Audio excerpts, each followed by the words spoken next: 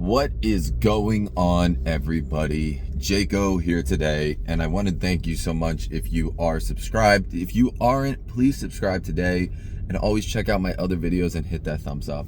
So I know I've been so busy lately, but I have news. My son was born, and that is awesome. He was born on March 31st, 2025 at 8 pounds and 10 ounces and was originally due on the 25th, but he's with a first-time mom, and sometimes, they're only 5% giving birth on their birthdays or their due dates, but he's here.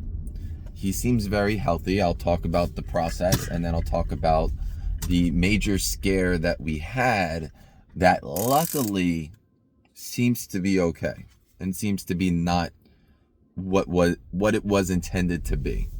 So mom had a lot of time pushing, and then what happened was his heart rate was going up and down, and they didn't want to stop and continue because the water was already broken and stuff like that, blah blah blah. So they use what is called a vacuum, when it's really just a suction cup on the head that they use to assist to pull the baby out. However, when my son came out, my goodness, his head, it like made me, I'm not saying this in a visual way, it just scared me in general when I saw his head, because it was about double the size in the back as a normal head. So because of this, he ended up having a hematoma, not on his brain, and a few days later it went completely down, and it looks to be perfectly fine right now. So that's very fortunate. Other things were he has a high risk of jaundice because he doesn't have the same blood type as his mom. However, his jaundice levels are extremely low and not even a concern whatsoever, so that is also good. But that being said, other than that, he does seem to be very red, which we've been to the pediatrician twice, and they said that's normal. It scares me because when he's emotional or anything like that, he just gets super, super red. So I'm really hoping that goes away. But other than that, he's a sweet little boy. Everything seems to be good, and we'll continue to monitor him.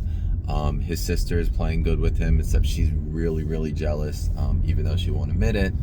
And she acts out because of it. So that's a little difficult when you're trying to take care of a newborn and your other child feels like she's not getting attention, when I primarily give all the attention to my daughter, and I let my partner take care of my son unless she needs me. Of course, I'm there.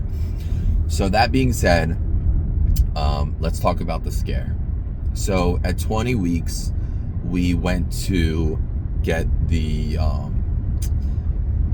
at 20 weeks you get a whole thing done, the measurements of the baby and stuff like that, and check the baby's brain. I forgot the name of it, but the point is, at 20 weeks they said to us, hey, look, there's something in his brain that we're looking for on our checklist, and we just don't see it. So come back in 4 weeks and we'll rescan, and we'll do another ultrasound and see if we can see it. At that time, they said they can't see it. This was very tragic, and I tried to hold on to hope as much as possible. However, I could tell my partner was in distraught at the situation. So they said, okay, we're going to refer you to a maternal and fetal medicine doctor, which was like a specialist, and it's just right at the hospital over here. So I had to push that, because this is something that they were saying this could be weeks and blah blah this and blah blah that. And I'm like, no, we need an appointment now. So that being said, we got in like a week. We got another ultrasound done with their machines, which are supposed to be more high tech. Same results. They couldn't find it. They explained to me what they were looking for. It was called the corpus callosum, and if you don't have it, it's called the genesis of the corpus callosum. And what this is it connects the left and right hemispheres of the brain for the functionality between them, so they can coexist at the same thing. And now, I was asking about, what a child's life is like without this, but they were just pretty much telling me that it's a spectrum where it could be as normal as something like being a little bit autistic or slow to having cerebral palsy. So it's such a wide spectrum of diagnosis. So it was really scary. My partner broke down that day, crying her eyes out, and I just wanted to hold on to whatever hope was left.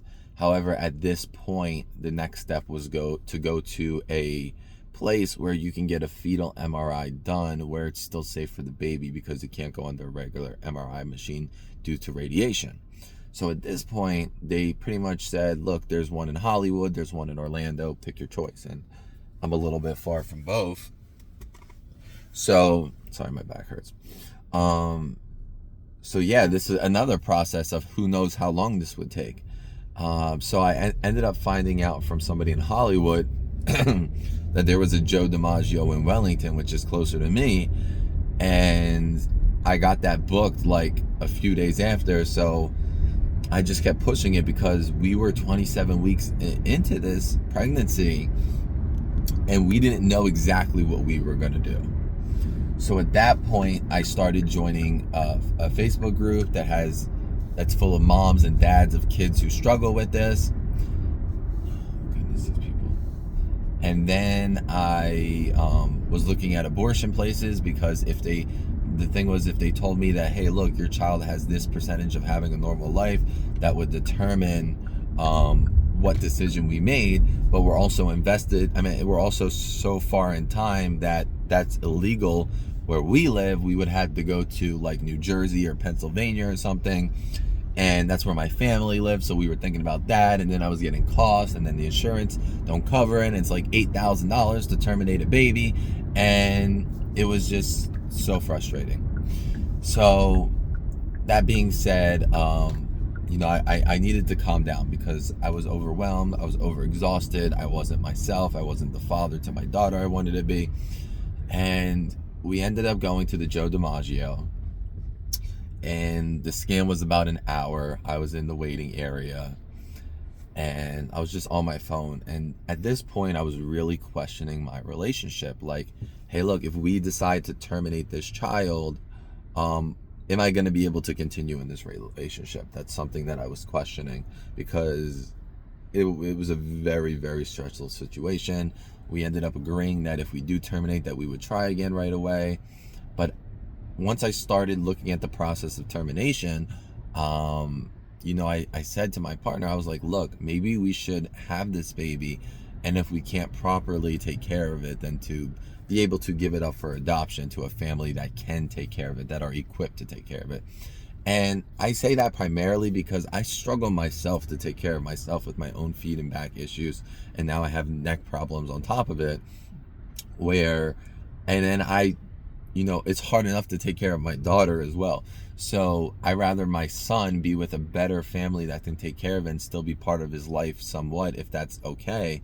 But she was just like, no, I can't do that. I can't see him with somebody else. So it was a lot of back and forth. And so we went to get the fetal MRI done. And the doctor says she's done. So I walk into the room. I sit there on the bench. She's walking out, crying her eyes out. And I grab her and I start crying. And I said, what's wrong? What's wrong? And she's like, it's there. And I was like, what do you mean? Like, what do you mean it's there? And sorry. And she's like, it's there. His corpus callosum, it's there. And I was like, how? How is this possible? How? And she's like, I don't know. Just talk to the technician.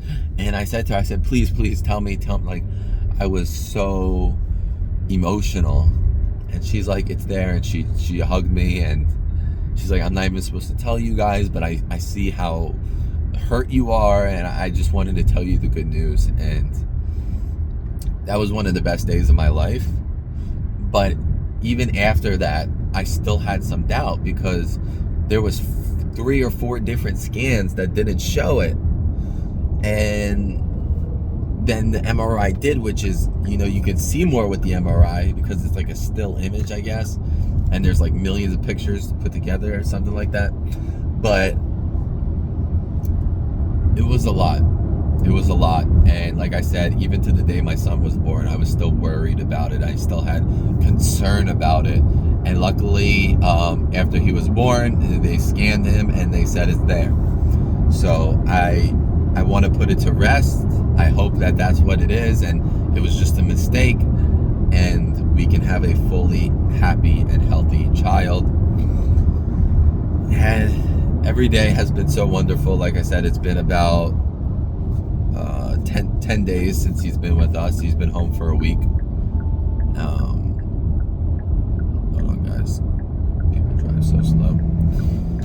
And yeah, it's going good. He slept like the first 5, 6, 7, 8 days. He was sleeping all the time and eating all the time. But now he's up more, and he's very active. His eyes are all over. His hands are moving.